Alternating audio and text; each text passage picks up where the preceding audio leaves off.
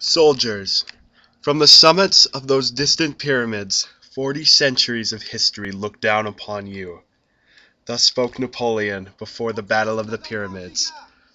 But today it is not the Mamelukes that I fight. Instead, it is an old opponent and a good friend, Secrola, and he commands the Prussians, and I command the French. Let's take a look at my army first. I'll list my units, but as you can see, I have a center force consisting of infantry, skirmishers, and artillery, and a flanking force with an elite unit of cavalry, the Old Guard, and 2 fusiliers. On my opponent's advancing forces, I am firing my artillery, and as he is advancing, as I have said, his artillery is not set up, and his men will continue advancing. In fact, he has no artillery. And so while the lines advance, I will fast forward us. Now our forces have drawn together and the battle is about to commence. Now I must be honest with you. I met Secrola a couple months ago, and we've become friends, and I have played him in several matches, and all of which he has beaten me. He's a very talented opponent, and I respect him quite a lot.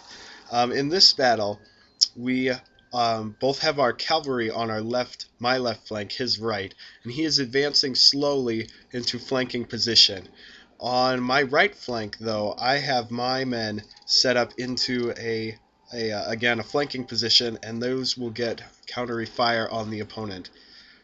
Back towards the center, his skirmishers continue to advance under fire by my artillery, and we'll cut ahead just a second. This is a few minutes later, and my opponent has advanced his skirmishers forward. He has Jaegers, which have the advantage of 125 range versus the Voltigeurs that I possess, which only have 100 range. And so he is taking fire from my artillery, but also returning fire, and I will soon begin to lose units, as you just heard. On my right flank, I have lost my cannon.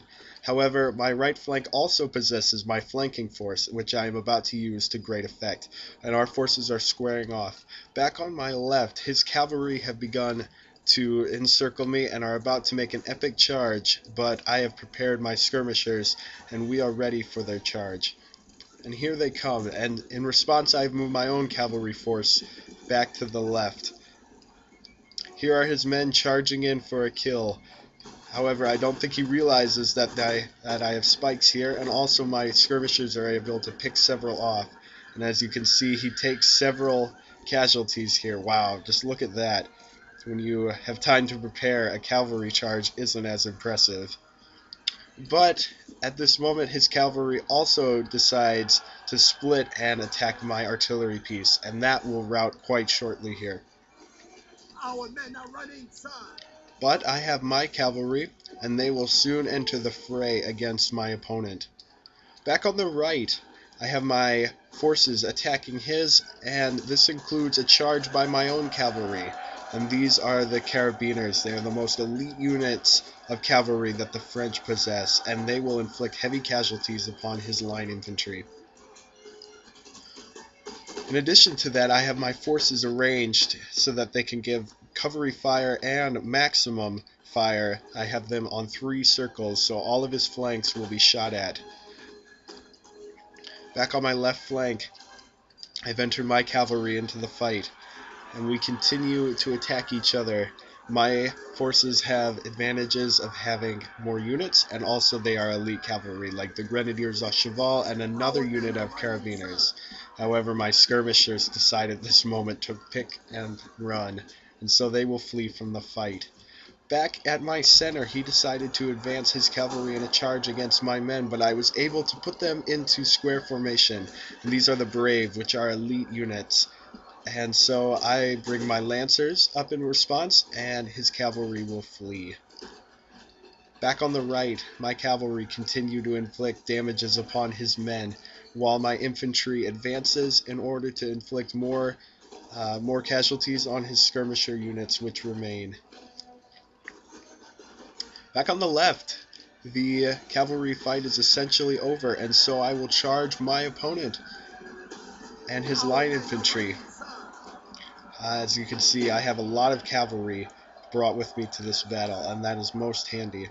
Also in my cavalry formation is my general, Napoleon Bonaparte, and he will fight from the front, as he often did, and even at the Battle of the Pyramids. And there he is, Napoleon Bonaparte, fighting with his men, which made his men so much more loyal to him, to see their commander risking his own life in promotion of the ideals he found to be worth dying for.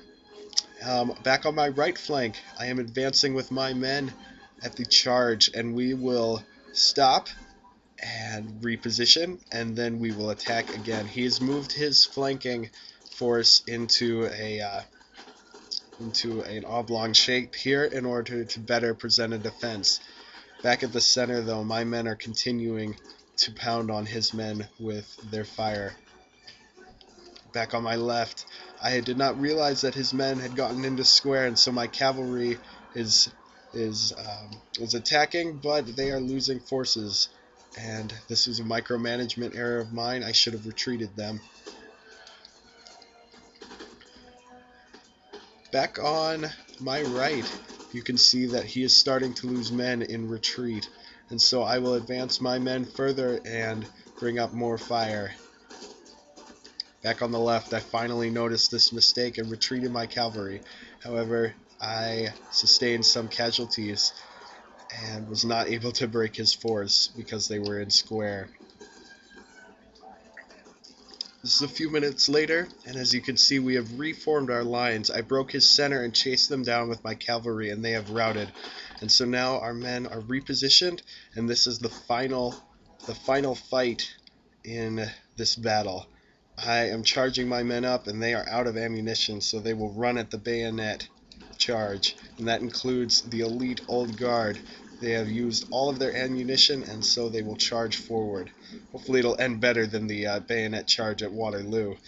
On my right flank, I am taking fire from his men, but I am also bringing in my cavalry, and they will cause his men to form into square shortly.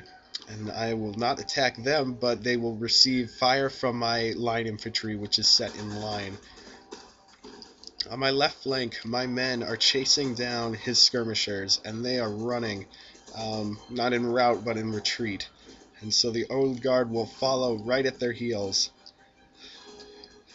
Back on my right, my cavalry moves in. The men are fatigued, sir, and must His rest men a while. notice and will form into square, but that was not handy for him at this moment. There was really no other option, but at this, he loses his firing ability. On my right, I am using my concentration of numbers to cut down his men, and he will retreat. Back on my left, you can see that my men are charging again. They have broken off the fight of the skirmishers, and they will charge towards his line infantry that has been set into a square, which will receive the charge, and great casualties as ever will ensue. Behind our lines, I have my cavalry, and they are attacking his line infantry, his skirmishers, which are beginning to rout. And my men are attacking here. The glorious charge of the old guard once again.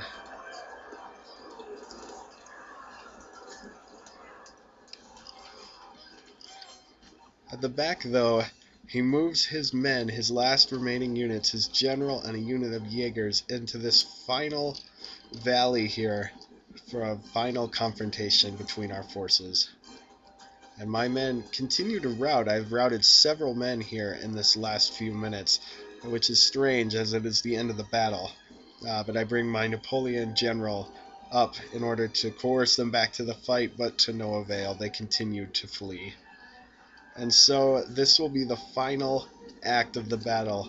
I have my line infantry, and we will charge into the enemy stronghold. Men are running, sir. And here we go, the conclusion of this glorious battle. You can see he has one unit of Jaegers and his general left, and I am charging on foot, and we will fight for the conclusion and for control of the field.